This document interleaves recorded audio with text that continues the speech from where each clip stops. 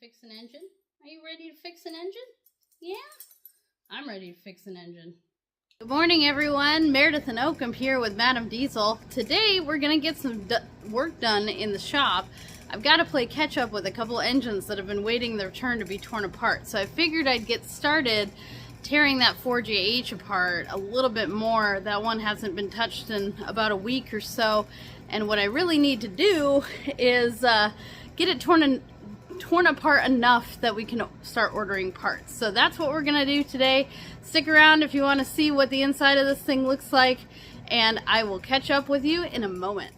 All right, let's see what we got here. Today we are going to work on our 4JH2E. I'm going to work on pulling the transmission. I want to talk about a few things regarding the reverse gear. Well, hello, Oakham. And show you guys what it looks like underneath here. I need to get this thing moved because A, we're not using it for anything during the rebuild, but B, there are actually some serviceable items in here that I want to talk about. And so let's get this thing off. Let's see what it looks like. That will put me in a good position to start tearing the cylinder head off this thing. Then we can flip it over, get the pan off, start getting pistons out. That will be in another video down the road. But in this case, this guy is out of our way. Now, one good trick I have learned with tearing things apart is if it's in your way, move it. So all this stuff needs to come off anyways. This engine needs to be cleaned up real well. It's going to get repainted. It's going to look like a brand new engine by the time it's done. I am also opening other things up where I do not want all this rusty, nasty stuff to end up inside of my actual engine block. So I want this taken off, out of my way. If we're going to service it, we'll send it out. But I do want to talk about some of the details in terms of removing this. So I figured I'd film this part today so that way you can see how this all comes apart.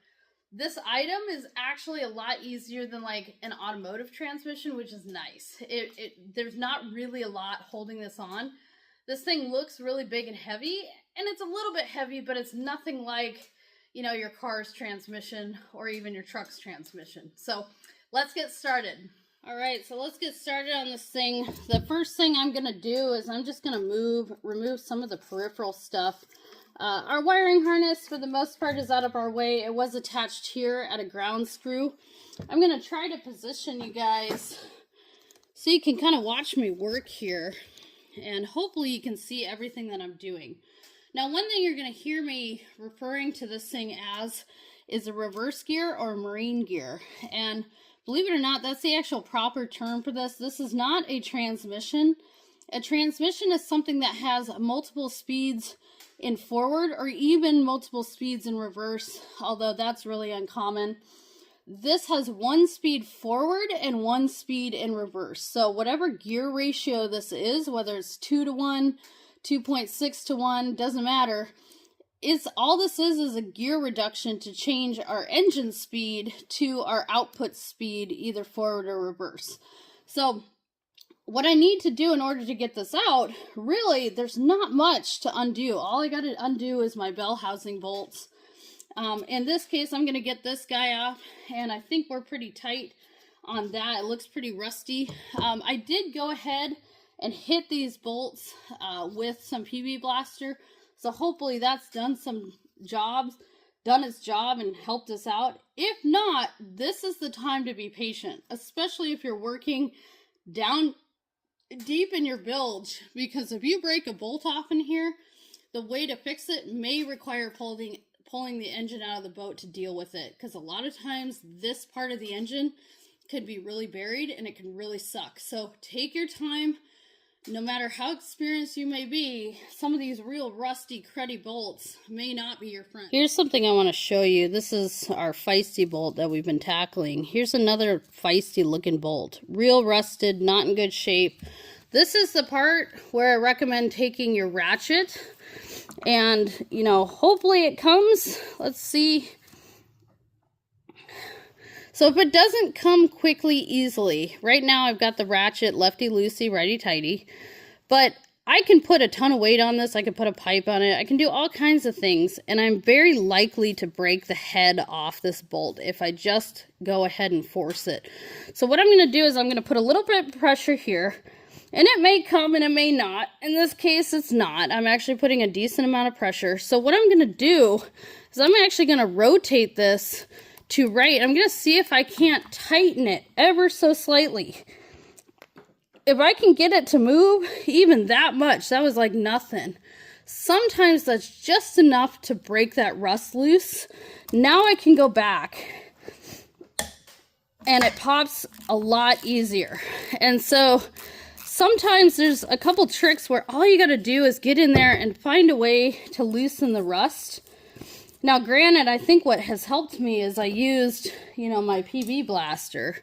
This stuff is great.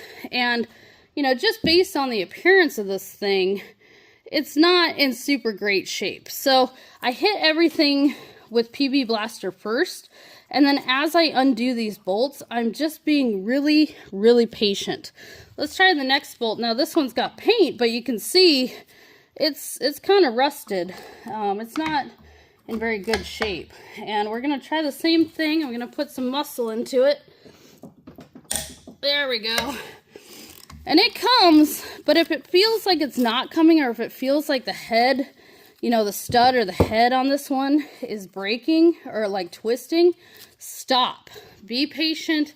This is one thing where I'm really talking to you men out there. And I love you guys. You've taught me everything I know, really.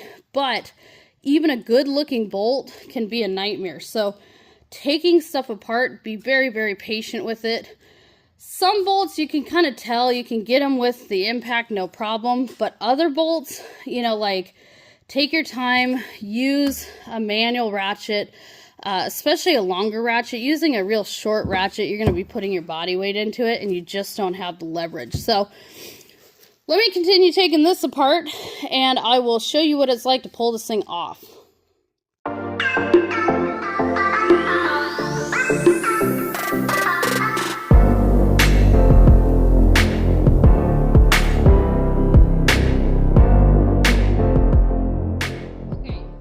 Ready to separate this thing, but before you go and grab, you know, implements of destruction like your steel mallet or something like that, do not use this on an aluminum housing. This will absolutely mushroom or even crack this housing. This housing is actually fragile, so I always recommend, you know, a rubber mallet or even a brass mallet.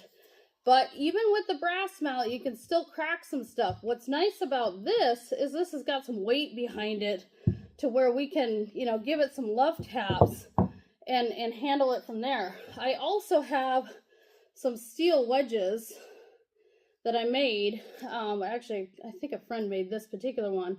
And I can drive these wedges in between the housing. So I'm going to get you up close here and I'll show you what I do. So what I'm going to do is I'm going to start by giving, you know, really any, let's set you back here so you can kind of see it, but any lip that sticks out, I don't want to hit this, I don't want to hit this. I mean, this could work, it is steel. I'm going to be tapping really gently, so I am getting some separation, and I'm getting some separation at the top, and it looks like the bottom's starting to come too. So what I can do, if there wasn't like a wedge, you can use, you know, like a piece of brass, something that's either as soft or softer than the actual material you're working with. And like I said, you're not going to be wailing on this thing unless you don't care if you destroy it. Either way, this is an aluminum housing, so it's very soft.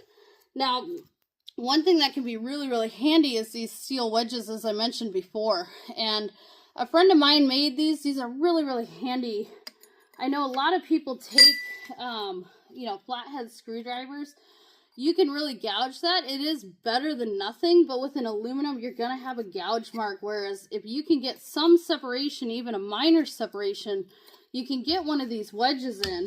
Now, I've got a couple wedges like this that I'll use to kind of help separate, you know, this unit. Now, we're still too tight to get in there. I'm gonna give it some, now that slid right out. I'm gonna tackle it from the side now. Let me set you back here. And I wanna try to get this thing off kind of as evenly as possible.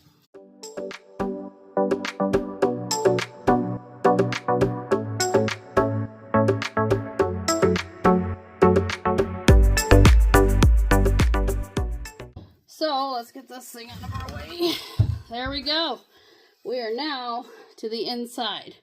So lots of what looks like kind of clutch-like dust. Looks like we didn't have any leaks in here. This thing actually looks really good. Let me bring you in a little closer and I'll show you. All right, so we've got our reverse gear off, and the first thing I'm going to look at is this lip seal around the reverse gear. This is called an input shaft seal. This is the input shaft into our reverse gear before it gets reduced and goes out the back of the boat via the prop shaft. So this is bone dry. There's no oil coming out of here. Everything within this bell housing should be dry. In this case, I see some engine oil, quite a bit actually, and that tells me my rear engine main seal is leaking, and it has been leaking. I also see quite a bit of dust around this pressure plate, and that tells me we've got some wear and tear there. This pressure plate needs to have, it acts kind of like a clutch. This is our flywheel to the engine. It's a weighted, very heavy flywheel. That's what these holes are drilled out for. They're to balance this. And this is what helps the engine run really smoothly. It balances it out. It helps keep the momentum in between power strokes of the piston. And so this needs to be in good shape, and it looks like it's in decent shape. It's just a little dirty. However, this thing that looks like a clutch is actually called a pressure plate. And what this does is this essentially acts as a thrust bearing. So as the engine's spinning, we need something to absorb the shock of engaging with our transmission or reverse gear. And so that's what these springs are for. Now, over time, these springs are going to get loose. They should be in here real snug. And in this case, I don't know if you can hear that, but 3 of our 4 springs, well, this spring's moving a little bit, but not much. These, actually 4, that one's kind of tight. This one's kind of floppy loose. This one's a little loose. I can actually spin that and move it in its hole. These springs are loose because they wobble out the hole that they're housed in. So this does need to be replaced. So I'm going to write that down, tell the customer that is absolutely something we want to replace. Now this, this flywheel rotates with the engine. So I can actually move this, and we just need to get this pressure plate out. If you try to take a ratchet to it, you're most likely just going to spin the engine over. So in this case, a small impact can be really helpful. And we're just going to zip these guys out. Now in this case, this pressure plate is not clocked in any way. So it doesn't matter, you know, the angle of it in relation to our flywheel. However, ooh, that's in there. Let's see if I can help this guy come out. I'm going to use my heel bar here. Sometimes these guys just kind of get glued in there. There we go. That's good and stuck. There is an in and an out. So remember, you know, this way faced out, this way, it actually fits kind of perfectly right on this. It will seat and keep itself, you know, straight. So make sure you mark which way is in and out. You want to know, so that way if you are reusing this thing or you get a new one, it can only go one way. So the next thing we're going to do, this is the end of our crankshaft right here. We're going to undo these bolts, and we're going to make sure that we are ready to receive this thing. So I'm going to clear out any junk that might be in the way, my impact, my extension, and these look like maybe 15s. Nope, we're 17s. Those of you who own Yanmars, they love 17 millimeter. That's like one of their favorite sizes. And these should come out relatively easy.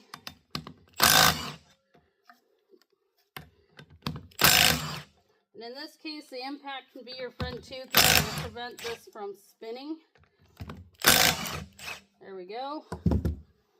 Get all these guys Now these always smell like burnt oil no matter what.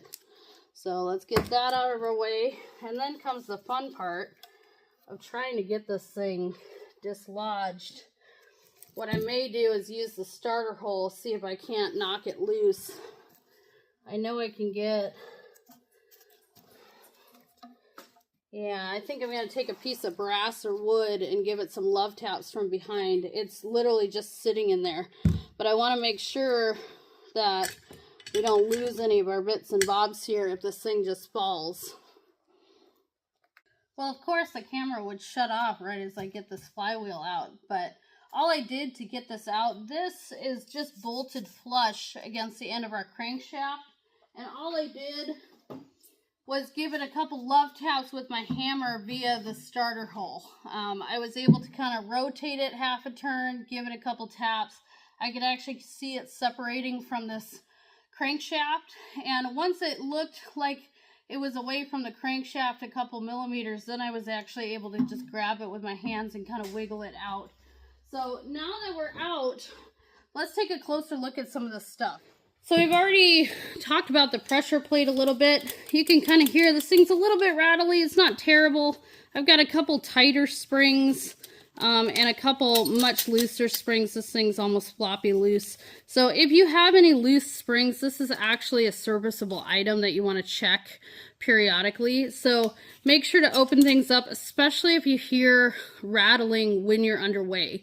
On my boat, I actually had a bad pressure plate. It was real worn out. And when I would be idling forward, like coming up the marina fairway, I could hear it. It almost sounded like my engine was grinding. And when this thing fails, it fails catastrophically. So you don't want to neglect something like this. They aren't cheap.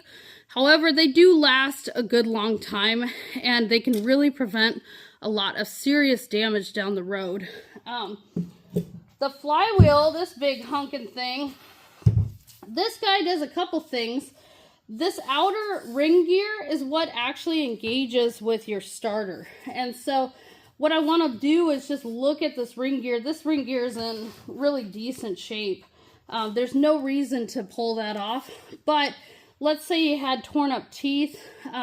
You don't necessarily have to replace the entire flywheel. You can actually pull off this ring gear. Most machine shops can do that, where they heat it up, get it to expand, and it will pop off, and then they'll press a new one back on. This isn't welded. This is actually a two-piece assembly.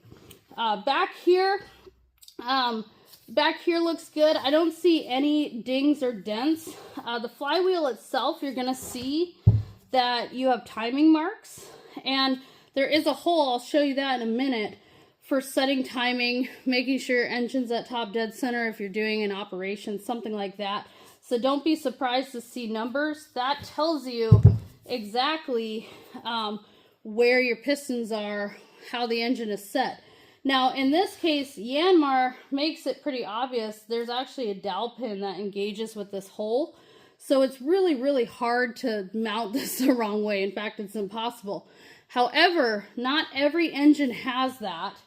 And if your engine doesn't, you're going to want to make sure to mark exactly how this flywheel was mounted onto the end of your crankshaft before you remove it, because otherwise you're going to have to manually time it, and that can really not be good. So I do know a lot of Kubota engines do it that way. When I rebuilt my M25 and another M25, the flywheel was not marked other than the timing marks, and I had to make sure the engine was at top dead center before I mounted my flywheel.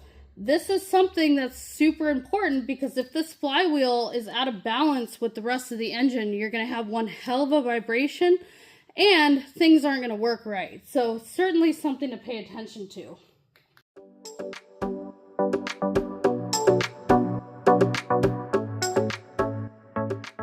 All right, we did it. Turns out I was actually missing these bolts here in the bottom of the oil pan. So if it's not coming easily, and it should, there's not much holding it in other than our seal. If it doesn't want to come, investigate further. In this case, I was wrong. The oil pan, man, they had this super secured. They had an L bracket here and then 4 more bolts holding it in. So there's actually 12 bolts total holding this bell housing on. Most engines aren't going to have that many bolts, but apparently Yanmar 4JHs have a few more than normal. So let me zoom you in. This is going to be our kind of final thing that I want you to see. And this is the end of our crankshaft right here. And you can tell where this lip seal ran. See that groove in that shaft? Now this groove, luckily, there's a little bit, I can feel it a little bit. But if that's a real deep groove, you're going to have to put like a shaft saver or something in. Because if that's a super deep groove, your oil seal, your new oil seal is never going to seal no matter what you do. So if you pull, you know, your rear main seal off and that's what you see, but you see a really deep groove, either you're going to have to machine something that would work or figure out a way to adjust where that seal sits. I've certainly seen that, and that works out real well. Or just make sure, you know, we'll clean this up. I don't feel it with my fingertip, which is good. You can see it, but you can't feel it. So in this case, I think we're all right, but that's something to pay attention to. Well, thanks so much for checking out the video. Hopefully you guys learned a thing or two about pulling the reverse gear on these little engines. Now, most of the engines that you're going to come across in the recreational world, even once you get into some of the industrial engines, these reverse gears kind of come apart in the same order. They have similar layers. Nuts and bolts might be in a different spot, but overall the process is really the same. So it's obviously easier to do it here on the table, but this is a good way that I can show you how everything comes apart, so that way you can understand, you know, the process of all this. Inside your boat, obviously take care, you know, be very patient to deal with this stuff, because once you know, if you screw it up or break a bolt, you're going to have an issue. I think Oakum's ready to go home. I'm ready to go home. Thank you, and I will plan on seeing you guys in a couple days.